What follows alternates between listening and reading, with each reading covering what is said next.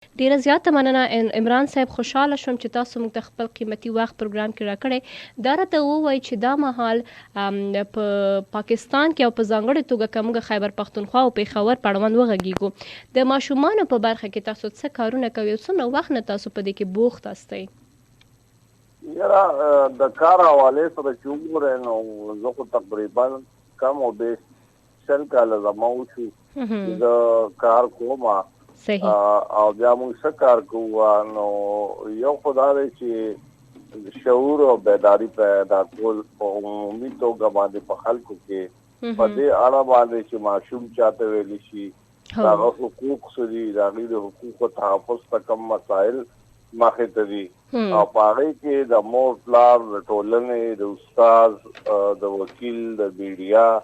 د مذهبي لیډر، سکالر،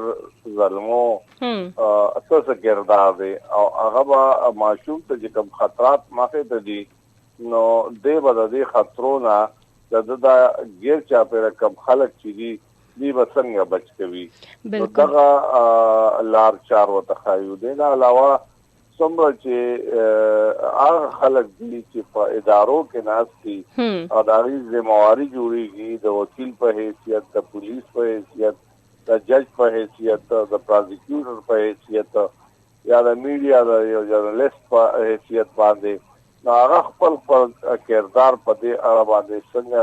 لوبولی شي چې لکه د هغه څه کردار کیدی شي، خصوصا د موجوده سیستم حواله سره هم او قوانین حواله سره هم هغه کیپاسټي بیلډینګ چې هغه هم موږ کوو. دې علاوه ماشومانو کیپاسټي بیلډینګ هم موږ کوو چې هغه هم بیدار شي چې هغه حقوق څه دي او هغه حقوق ته خطرات ته چانه کم ده کې سامنا ده او هغه به د دغه خطراتو نه ځان څنګه بچ کړي. د استادانو موږ بیداري کوو، د مور پلار هم کوو، د ټولنې هم کوو، ورسره موږ د سروسز خبره هم کوو. لکه په خیبر پښتونخوا کې د تاریخ کې په اول ځل باندې موږ چایلډ پروټیکشن کورټس جوړ کړل چې په هغې کې او په ځانګړې توګه باندې د ماشومانو کیسونه چې دي نو هغه اورېدل کېږي. دا یو ډېر غټ ډیولپمنټ دی چې دا د پاکستان په تاریخ کې، د صوبې په تاریخ کې په اول ځل باندې دلته داسې عدالتونه پرانستلی شو کومه چې موږ اورېدل چې لکه د بینکینګ کورټ دي، انکم ټیکس کورټس دي، د شهادتګردۍ عدالتونه دي، احتساب عدالتونه دي. نو دغه شان موږ د ماشومانو ځان له عدالتونه پرانستي دي او د حکومت په مرسته باندې، د عدلیې په مرسته باندې. نو دا د هر ډیویژن په سطح باندې یو عدالت په خیبر پښتونخوا کې موجود دی. صحیح. ډیره زیاته مننه عمران صاحب. ډیره ښکلې تاسو معلومات وړاندې کړو. زه غواړم که یو سوال بل تاسو نه وکړم چې تاسو ماته هغې په اړوند راته ووایي چې دا چې کله موږ د ماشومانو ساتنې حوالې سره خبرې کوو یا وایو چې چایلډ پروټیکشن، نو د ماشومانو ساتنه یا د ماشومانو خوندیتوب دا اصل معنا څه ده؟ زموږ په ټولنه کې څه روان دي ماشومانو سره دا مهال؟ ګوره یو خو دا خبره خو ډېره اوږده ده خو مختصر ده چې زموږ په دې ټولنه کې دا هم یو بدمرغي ده دلته د ماشومانو نه هم جرایم والا کار اخیستل کېږي. نو هغه دام کېدی شي چې د ماشوم نه غیر دانسته طور باندې شوي او دام کېدی شي زه نه دانسته طور باندې ارادتن دغه کار د کړی وي او درېیمه دام دا چې دې چا استعمال کړی وي. دا چون کې دې ذهني طور باندې، جسماني طور باندې کمزور دی او د ده بنیادي حقوق دي. نو که فرض که دې د ادارې ته عدالت ته او دې په دغه عمل د انصاف حقوقو حق ته حاصل دی، نو دغه پروسس کې به ده سره د عام وګړو په شانتې عمل نه کېږي بلکې ده ټریټمنټ چې کوم کېږي په دغه پروسس کې د ماشوم شکل کېږي. د هغې لپاره موږ سره ځانګړی قانون شته، باقي قانون دی او په هغې کې بیا د ماشوم دپاره د بیسټ انټرسټ دپاره د ده د رایې د اظهار خیال ساتلو لپاره د حق لپاره قانون کې بیا خصوصیات دي. او بیا په کار دا چې دغه قانون په خصوصي توګه د په کار دا چې په هغه باندې عمل وشي خو د بده مرغه هغه هغه پاتې دي بالکل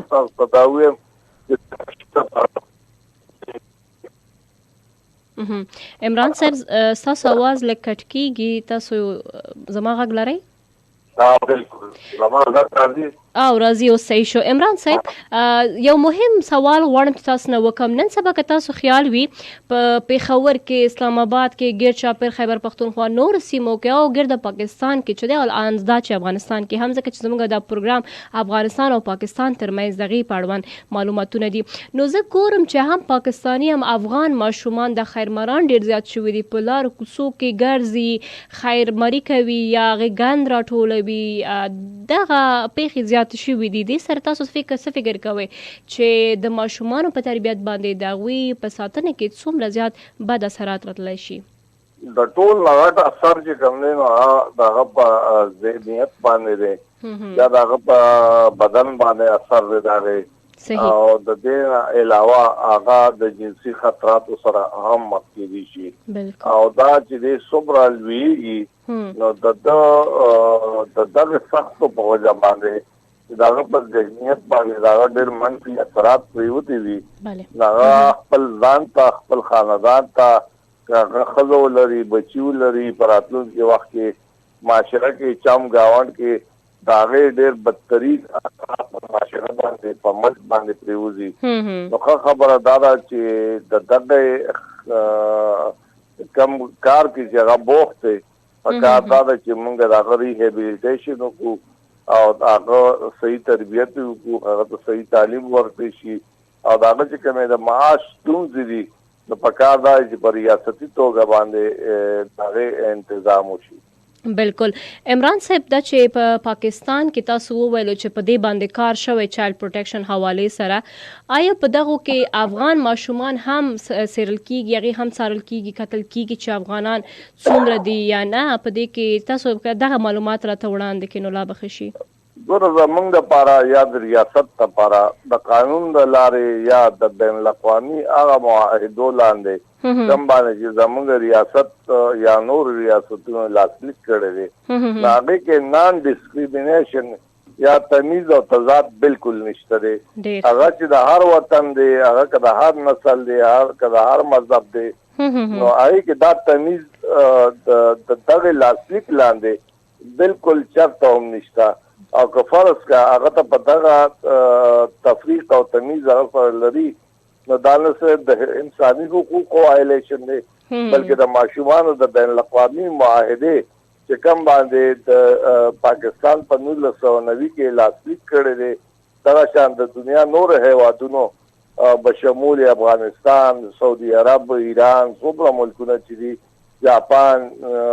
امریکا نه دی کړی کو نور داسې هیوادونه دي د دنیا د ټول باره باندې لاسلیک کړي په دې کې دغه تمیز یا تضاد نشته چې دا ماشوم څوک دی به ایکولی یو شان ټریټ کیږي صحیح ډیره زیاته مننه یو بل سوال غواړم چې تاسو نه وکم عمران صاحب زه نن سبا ګورم چې دا ډیری خلک په ځانګړي توګه البته په کلو کې یا همدا ښار کې هم که وګورو د لاندې طبقه چې ده دوی خپله خو خلکو کورونو کې کار کوي ځان سره خپل ماشومان هم وړي او هغه ماشومانو باندې د مشقت نه ډک کارونه پرې کیږي چې په دې وروستیو کې به داسې ډیر زیات مونږ کیسونه هم لیدلی چې ماشومان بیا د دې له کبله خپل ژوند هم له لاسه ورکړي دي تاسو څه نظر لرئ دا په دې ټولنه کې څه روان دی اول خو هغه کورنۍ ته باید څومره خیال کول پکار دی بیا چې دا ماشوم چیرته کار کوي هغه فیملی ته چلند څنګه پکار دی چې وي دوه قسم ماشومان دي یو هغه چې هغه د مور پلار سره کار لذي او هغه کار کوي چې په کم کې د هغه په ذهنیت باندې داغه په بدن باندې ساسر پریوزي او هغه خطرات سره نه مخ کیږي او داغه بنیادی حقوق نه وایلیټ کیږي او البته داغه زده کړه کیږي هغه د مور پلار په نگرانی کې کار کوي نو هغه بد خبره نه ده او داغه اجازه هم شته ده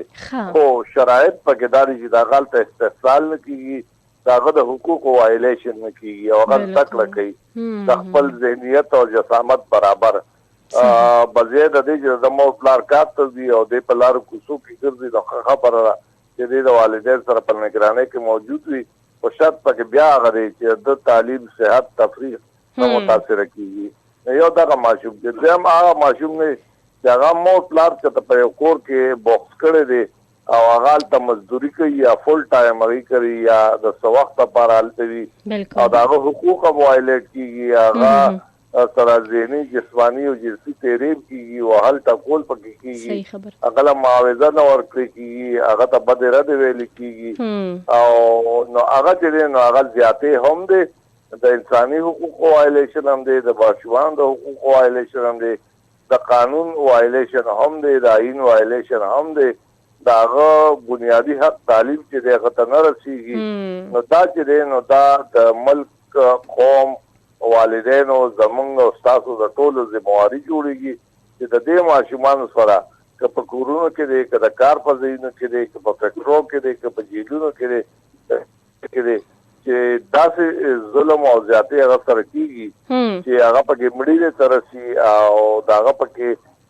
عزت او ناموس ته خطر وي زما په خیال دا زموږ د ټول ذمہواری جوړیږي دا موږ د دې نه بچو او په تعلیم ورکو خو تربیت ورکو ذرایع اظهار ورکو او هغه سيزونو کې کارونه کې موږ غوښتو چې هغه د بهترین مفاد لپاره وي کارونه کول د ماشومانو ناغستل جبري غستل دا دغه په بهترین مفاد کې نه دي او دا ملک او قوم ته ګټور نه ثابتېږي. بالکل عمران صاحب که څه ډیټا تاسو سره وي که موږ سره شیر کې تاسو دا مهال څومره ماشومان چایلډ لیبر سره مخامخ دي یعنې مشقت نه ډک کارونه پرې کیږي یا په لارو کوڅو کې په 1996 کې یو سرکاري شمیره مخې ته راغلې وه هغې کې په ټول پاکستان کې 33 لکه ماشومان چې وو په رسمي شعبجاتو کې غیر رسمي په دې کې نو شامل افغان مهاجرین په دې کې نو شامل او زموږ زمشوي ازلا چې کوم دي فاټا چې ورته ویل هغه ماشومان په دې کې نو شمیر هغه نه ورسته تر دې دمه پورې سرکاري یا غیر سرکاري شمیره مخه ته نه راغلي په دې اندازې مطابق دا ویل کېږي چې ټول پاکستان کې تقریبا 2 کروڑه ماشومان دي کم او بیش دا سکولونو ته نه کومه د سکول د تلو عمر دی یا په دغه 2 کروڑه ماشومانو کې 1 کروڑ ماشومان په ټوله ګرد هیواد کې پاکستان کې 1 کروڑ داسې دي چې دا مزدوري کوي د دې عمرونه راتلو کالو نه کم دي یا په خیبر پختونخوا کې یو شمیره راغلی ده هغه دولتي شمیره نه ده غیر دولتي ده په ویل کېږي دا چې دې کې 2 لکه ماشومان داسې دي چې هغه سکولونو ته نه دي او سکول عمر راتلو عمر دی او باندې کې زیاتره چې دي نو هغه یا خیر غواړي یا په سټیج باندې دي یا مزدوري کوي یا کارونه کوي ولکه څلور شپېته ماشومان یادېږي چې پاکستان کې په کورونو کې کار کوي. صحیح عمران صاحب ډیره مننه. اخري سوال تاسو نه لرم چې په کورونو کې د مور پلار څه فرض جوړیږي ځکه ما خپل هم داسې ډېر لیدلې چې د مور پلار چلند ماشومانو سره تر ډیره حده پورې صحیح نه وي یعنې هغه خو بد نه غواړي خو بیا هم چلند یې صحیح نه وي ماشوم سره چې هغې سره د ماشوم په کردار او تربیت باندې ډیر منفي اثرات راتللی شي. ستاسو څه تجاویز دی؟ د والدینو خپل رویه چې کومه ده په خپل کور کې د نور غټو بندیانو سره یا د چم گاوډ سره هغه د ماشومان سره د لپاره مثال جوړیږي او هغه فالو کوي. بل خبره دا ده چې د والدینو د ماشوم سره چې کومه فاصله ده نو دا یو ډېر غټ نقصان دی او هغوی خپل منځ کې د ماشوم سره د هغوی په مسایلو باندې د هغوی په حقوقو باندې د هغوی په تحفظ باندې خبرې اترې نه کوي او بل د هغه ګایډنس نه کوي د هغه مانیټرنګ نه کوي هغه ته لارښود نه کوي چې چرته بځي څنګه بځي چا سره بځي څه وخت بځي څه وخت به راځي نو دا ټول څیزونه چې دي نو دا هغوی ته نه کوي. نو دا مور پلار چې دي د هغه د ژوند تېرولو دپاره ټول ضروريات پوره کولو دپاره شپه ورځ محنت مزدوري کوي سخت تېروي خو چې کله د ماشوم د حقوقو د تحفظ یا د خطراتو خبر راشي نو مور پلار هغې طرف ته پاملرنه نه کوي توجه ورته نه ورکوي او هغې د دې خونړۍ ټولنې وړاندې آزاد پرېږدي. صحیح دغه وجه دا چې ماشومان سره ذهني زیاتې کیږي، جسمانی کیږي او جنسي زیاتې هم کیږي. ډیره زیاته مننه عمران صاحب، ډیر ښه معلومات، ډیر ګټور معلومات. سلامات اوسئ، ښه وخت چارې. ډیره مننه، سلامات.